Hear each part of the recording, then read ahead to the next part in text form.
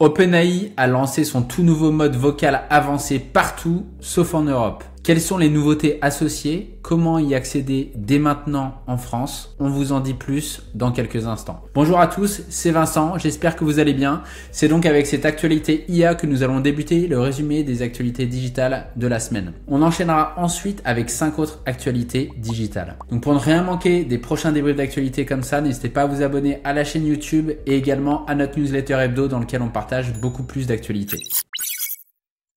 OpenAI a donc lancé le tout nouveau mode vocal ChatGPT. Donc ce nouveau mode vocal avancé est disponible aujourd'hui partout dans le monde, sauf en Europe. Donc comment y accéder? C'est très simple, je vais vous expliquer la procédure tout de suite. Donc si vous aviez déjà l'application ChatGPT installée sur votre smartphone, que ce soit un modèle Android ou iOS, la première chose qu'il va falloir faire, c'est de supprimer votre application ChatGPT. Donc n'ayez pas peur, ça ne va pas supprimer l'intégralité des données qui y sont associées. Il faut juste supprimer l'application pour pouvoir passer à l'étape d'après. L'étape d'après consiste à télécharger un VPN, donc peu importe lequel, qui va vous permettre de localiser votre smartphone à l'étranger et non avec une IP européenne. Donc vous pouvez utiliser pour cela par exemple CyberGhost ou NordVPN ou n'importe quel autre VPN du marché. Donc une fois que vous allez avoir téléchargé et installé cette application VPN, vous allez vous connecter du coup à une localisation en dehors de l'Europe, donc aux États-Unis dans un premier temps par exemple. Une fois que ça c'est fait, que vous avez bien vérifié que vous êtes sur une connexion identifiée comme étant aux États-Unis, vous allez retélécharger du coup l'application ChatGPT et vous reconnecter à votre compte ChatGPT directement depuis cette nouvelle version entre guillemets de l'application ChatGPT. Désormais, avec du coup la connexion basée aux États-Unis, vous allez avoir accès normalement à la nouvelle interface vocale de ChatGPT quand vous allez cliquer sur le petit icône qui est en bas à droite de l'interface. Donc pour le voir, vous allez très rapidement voir de toute façon quand vous allez cliquer, si vous voyez une interface qui vous demande de choisir parmi les nouvelles voix de ChatGPT Voice Advanced, vous allez savoir que vous avez accès à la nouvelle interface. Donc cette nouvelle interface concrètement va vous donner accès à un modèle vocal beaucoup plus fluide que vous allez pouvoir interrompre. Donc vous allez pouvoir plus facilement interagir avec ChatGPT Voice comparé à la version précédente. Donc ça va pas non plus révolutionner votre usage de ChatGPT Voice, mais c'est vraiment un upgrade qui est assez intéressant à avoir. On poursuit notre débrief des actualités digitales avec 5 autres actualités marquantes, dont OpenAI qui a aussi dévoilé lors de son Dev Day 2024 4 nouveautés intéressantes pour les développeurs. Donc la première nouveauté, ça va être l'API Real-Time pour les conversations vocales instantanées. Donc concrètement, à partir de maintenant, les développeurs vont avoir accès à la technologie qui est derrière ChatGPT Voice Advanced, donc ils vont pouvoir créer des expériences vocales interactives et surtout pouvoir utiliser la technologie qui permet d'interrompre par exemple l'IA et donc d'avoir des conversations très naturelles avec l'intelligence artificielle. Donc cette nouvelle fonctionnalité va pouvoir être utilisée notamment dans le cadre de services clients ou d'applications par exemple de traduction automatique, ce genre de cas d'usage. Et donc c'est dès à présent disponible via les API de OpenAI. La deuxième nouveauté, ça va être le fine-tuning visuel par API. Donc concrètement avec cette nouvelle option donc par API, les développeurs vont pouvoir entraîner un modèle d'IA de ChatGPT pour reconnaître de manière plus précise des images. Donc après ça dépend ce que vous voulez en faire, mais ça va vous permettre de créer un modèle qui est plus puissant que le GPT-4o classique en l'entraînant en fait si vous voulez avec votre propre liste d'images et votre propre base de données de visuels très précis par rapport à la demande que vous allez vouloir en faire. La troisième annonce qui a été faite, c'est l'arrivée du prompt caching, donc qui va permettre concrètement aux développeurs d'économiser sur les prompts qui sont dupliqués d'une tâche à une autre, et donc ça va vous permettre de faire des économies dans l'API, l'utilisation de l'API d'OpenAI.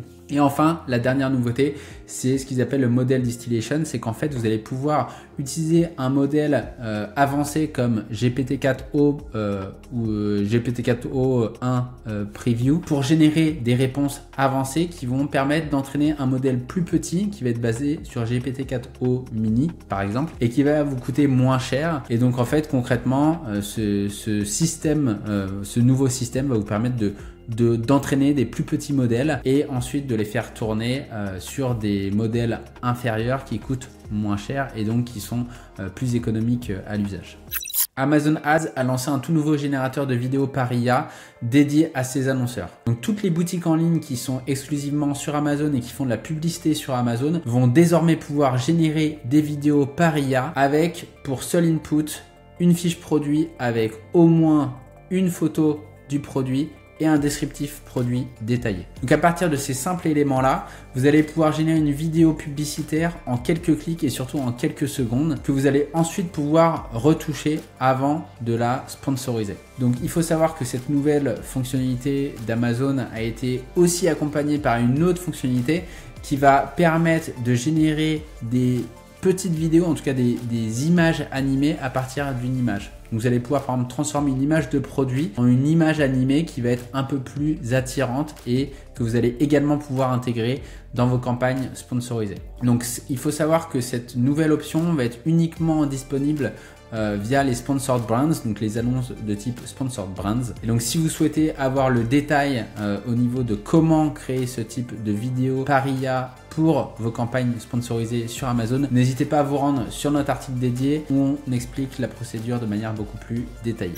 On reste dans l'univers de l'IA avec Google qui a dévoilé deux nouvelles versions de son Gemini 1.5 Pro. Donc les deux nouvelles versions qui ont été dévoilées, donc c'est Gemini 1.5 Pro 002 et Gemini 1.5 Flash 002. Donc ces deux nouvelles versions promettent des performances améliorées, une latence réduite, des coûts qui ont été divisés par 2 pour les développeurs, donc ça c'est vraiment intéressant. Et donc ces nouvelles versions vont pouvoir traiter beaucoup plus rapidement et à des rythmes beaucoup plus élevés les données. Donc il faut savoir que les requests per minute, donc les demandes par minute ont été plus que doublé également pour permettre du coup aux développeurs de gérer beaucoup plus de données entrantes et de les traiter avec ces deux nouveaux modèles d'IA. Au niveau des chiffres, on parle de 2000 requêtes par minute pour Gemini 1.5 Flash et de 1000 requêtes par minute maximum pour Gemini 1.5 Pro. Ce qu'il faut aussi savoir, dernière nouveauté par rapport à ces modèles-là, c'est que les réponses vont être globalement plus concises de l'ordre de 15 à 20%. Donc c'était un retour qu'avaient fait les développeurs par rapport à l'utilisation des applications et des API de Gemini. C'était que les réponses étaient beaucoup trop longues. Donc Gemini a travaillé pour générer des réponses plus courtes. Si des développeurs souhaitent conserver des réponses longues, ils pourront toujours travailler leur prompt en conséquence pour demander à l'IA de générer des réponses plus longues.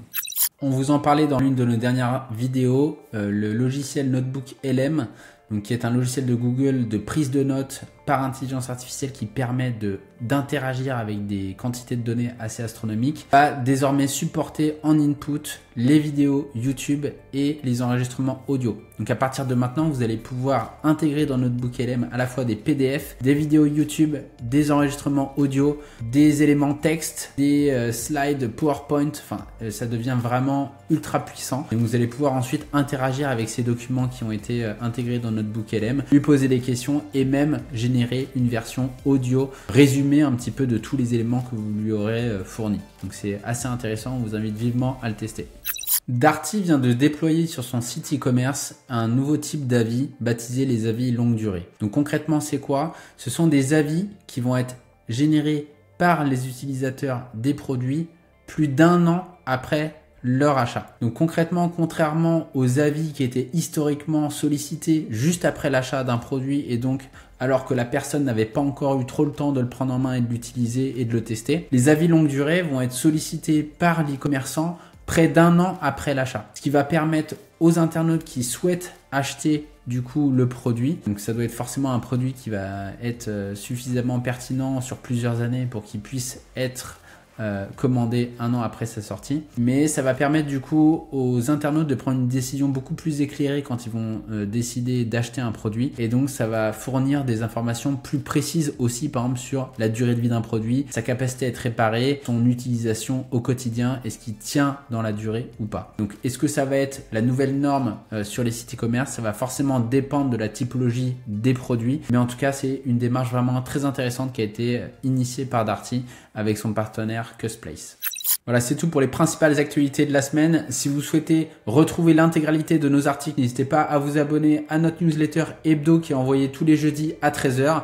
Sinon, on se retrouve comme chaque semaine sur la chaîne YouTube pour une version vidéo et un débrief vidéo détaillé. D'ici là, je vous souhaite un bon week-end, une bonne fin de semaine et je vous dis à très bientôt. Salut!